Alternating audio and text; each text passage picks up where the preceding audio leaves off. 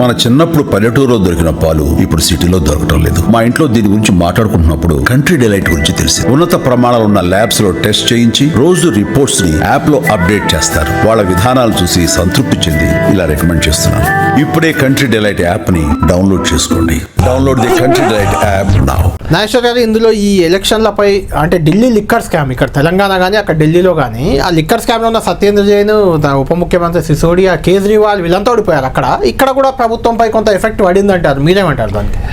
తెలంగాణలో పెద్ద ప్రభావం పడిందని అనుకోను. ఎందుకంటే అక్కడేమో chief minister, deputy chief minister, ఇక్కడ కవిత సీఎం కూతురైనా కూడా ఆ ఫ్యాక్టర్ కన్నా కూడా ఇతర ఫ్యాక్టర్స్ ఎక్కువ డామినేట్ చేశాయి. అప్పటికి ఇంకా కవిత అరెస్ట్ కూడా కాలేదు. మీకు లోక్సభ ఎలక్షన్ల టైంలో అరెస్ట్ అయింది తప్ప అసెంబ్లీ ఎలక్షన్ టైంలో అరెస్ట్ కాలేదు.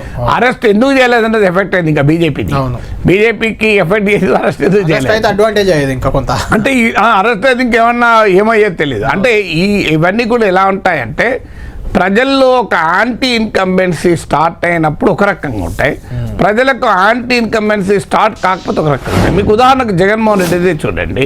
జగన్మోహన్ రెడ్డి అరెస్ట్ చేస్తే ఆయన 16 నెలలు జైల్లో ఉంటే ఆయన ఒక బలమైన నాయకుడిగా మార్చింది జైలు జీవితం. చంద్రబాబు నాయుడు జైలుకు పంపిస్తే జగన్కి లాభం జరగలే. ఎందుకు? జగన్ పట్ల అప్పటికే వ్యతిరేకత ఉంది. అంటే ఈ ఎమోషన్స్ ఎప్పుడు కూడా ఒక మనిషి పట్ల అనుకూలత ఉందా వ్యతిరేకత ఉందా అనే అంశంపై ఆధారపడుతుంది. మీకు అలిపిరి ఘటన జరిగినాక చంద్రబాబు నాయుడు ఎన్నికల ముందు జరిపాడు సింపతి వేస్తాను, కానీ సింపతి రాలేదు. ఎందుకు రాలే మరి అంటే కారణం ఇదే. ప్రజల్లో వ్యతిరేకత ఉన్న సమయంలో కనుక నీవు ఒక పని అయితే దానికి ఒక రకంగా ఉంటుంది, ప్రజల్లో వ్యతిరేకత లేనప్పుడు ఒక రకంగా ఉంటుంది. ఇదే కేజ్రీవాల్ను 2015లోనో 2020 కన్నా ముందు అరెస్ట్ చేస్తుంటే మామూలుగా ఉండేది కాదు. కానీ అప్పటికే ప్రజల్లో వ్యతిరేకత, ఆ వ్యతిరేకత కారణం లిక్కర్ స్కామ్ కాదు, ఆ వ్యతిరేకత కారణం వాయు కాలుష్యం కావచ్చు, ఆ వ్యతిరేకత కారణం యమునా కావచ్చు, ఆ వ్యతిరేకత కారణము రోడ్లు బాగా అనేక ఉండొచ్చు. ఆ వ్యతిరేకత ఎప్పుడైతే ఉందో దానికి ఈ శీష్మాలు యాడ్ అవుతాయి, లిక్కర్ స్కామ్లు యాడ్ అవుతాయి. నిజంగానే లిక్కర్ స్కామ్ పేరిటే శిక్షించాలంటే దేశంలో అవినీతి పనులు చాలా మంది శిక్షించాలి. ప్రజలేం శిక్షించలేరు, అవినీతి పనులు బ్రహ్మాండంగా ఓట్లేస్తారు కదా. 1,00,000 కోట్లకే అవినీతి అని చెప్పినా కూడా జగన్మోహన్ రెడ్డి ముఖ్యమంత్రి చేయలేదా? ప్రజలు అవినీతి కనుక రేవంత్ రెడ్డి బహిరంగంగా దొరికాడు 50 లక్షలు ఇస్తూ అని చెప్పి ఎంత తిట్టారు బీఆర్ఎస్ వాళ్ళు, బీజేపీ వాళ్ళు. రేవంత్ రెడ్డి ముఖ్యమంత్రి కాకుండా ఆపిండా? 50 లక్షలు ఇస్తారా అన్నారా జనం? 2018లో కూడా కాళేశ్వరం స్కామే ఎజెండాగా ఉంది. అప్పుడు కూడా ఎజెండాగా ఉంది కానీ ఏం కాలే కదా. అంటే ఒక ఈ అవినీతి అనే అంశం పైన ఓడిపోతారు అనుకుంటే పొరపాటు. ఇతర ఫ్యాక్టర్స్ కాంటెక్స్ట్ కలిసి వచ్చినప్పుడు అది ఆద్యం పోస్తుంది మీకు.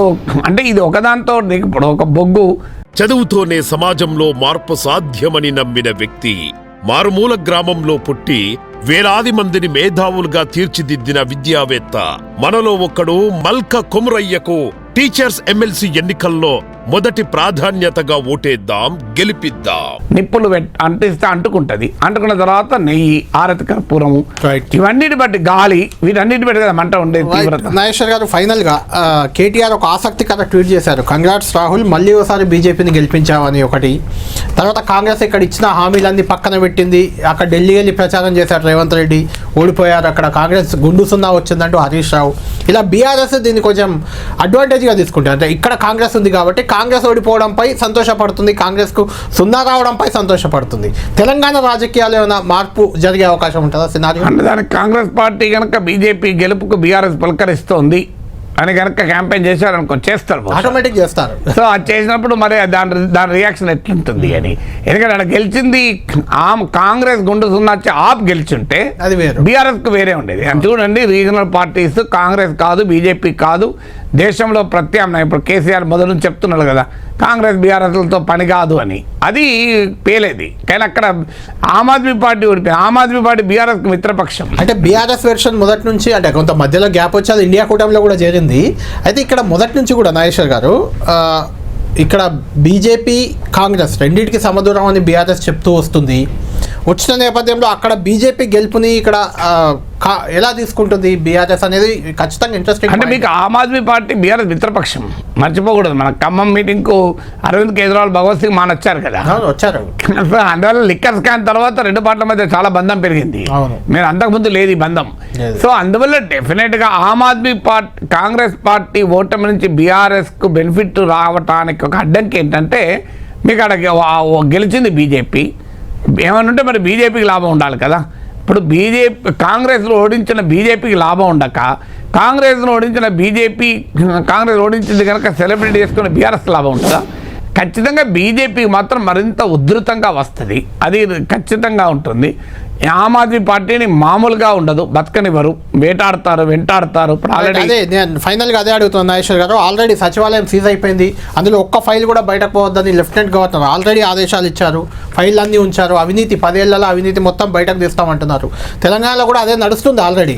మీకు తెలంగాణ కన్నా ఎక్కువ చేస్తారు. ఎందుకు చేస్తారంటే తెలంగాణలో కాంగ్రెస్కు బీఆర్ఎస్కు మధ్య అవినీతి అనేది ఒక ఇష్యూ కాదు. ఎందుకంటే బీఆర్ఎస్ అవినీతి పార్టీ, కాంగ్రెస్ ఏమో నీతివంతమైన పార్టీ అని ఎవడు అనుకుంటలేడు.